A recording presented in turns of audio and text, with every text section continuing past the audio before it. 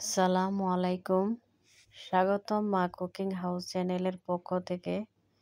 আজ আমি আপনাদের সাথে আরেকটি রেসিপি শেয়ার করতে যাচ্ছি। যারা আমার ভিডিওটি দেখছেন প্লিজ দয়া করে লাইক দিয়ে ভিডিওটি দেখা শুরু করুন। আমি আজ রুই মাছ ভেজে আলু, বেগুন, সিম দিয়ে রান্না করব। প্রথমে চুলায় একটি কড়াই বসিয়ে দিলাম। কড়াইয়ের মধ্যে থাকা পানিগুলো শুকিয়ে এলে দিয়ে দিলাম হাফ কাপ সয়াবিন তেল।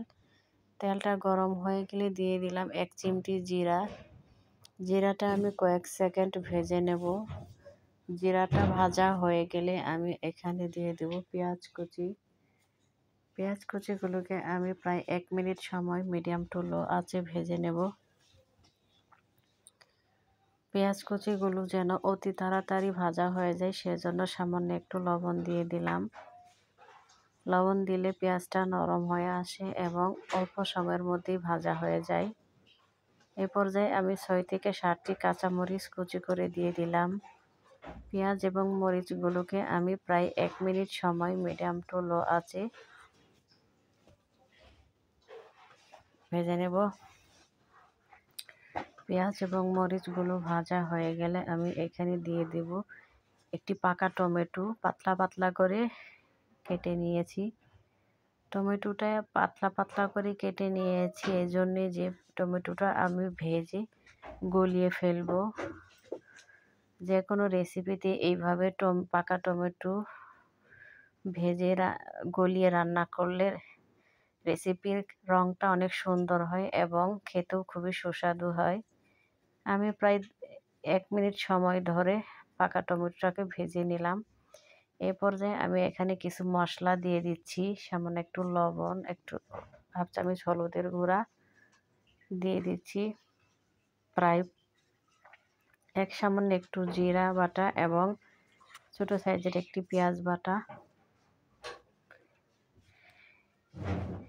এবার আমি সবগুলো মশলাকে কমপক্ষে আরও 1 মিনিট সময় ধরে মিডিয়াম টু লো আঁচে ভেজে নেব। দেখুন টমেটোটা প্রায় গলে এসেছে, মশলাগুলো ভাজা হয়ে গেছে। এই পর্যায়ে দিয়ে দিচ্ছি ধুয়ে রাখা আলু, বেগুন, সিম। আলু, বেগুন, সিম আমি দেওয়ার পর এখানে দিয়ে দেব প্রায় 1 গ্লাস পরিমাণ পানি। পানি দিয়ে আমি ঢাকনা দিয়ে ঢেকে কমপক্ষে 5 মিনিট মিডিয়াম টু লো আঁচে সিদ্ধ করে নেব।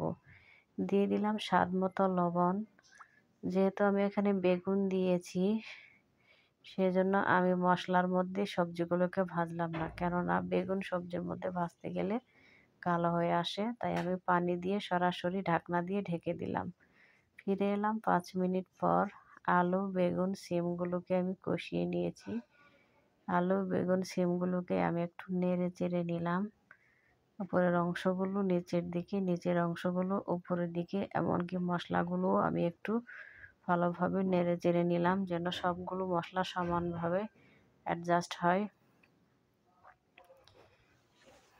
এই পর্যায়ে আমি এখানে দিয়ে দেব আরও 1 গ্লাস পরিমাণ পানি।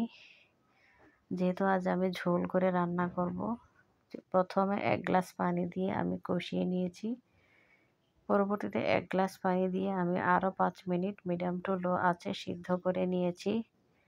টোটাল 10 মিনিট সিদ্ধ করা হয়ে গেছে, যেহেতু রেসিপিটা প্রায় হয়ে এসেছে।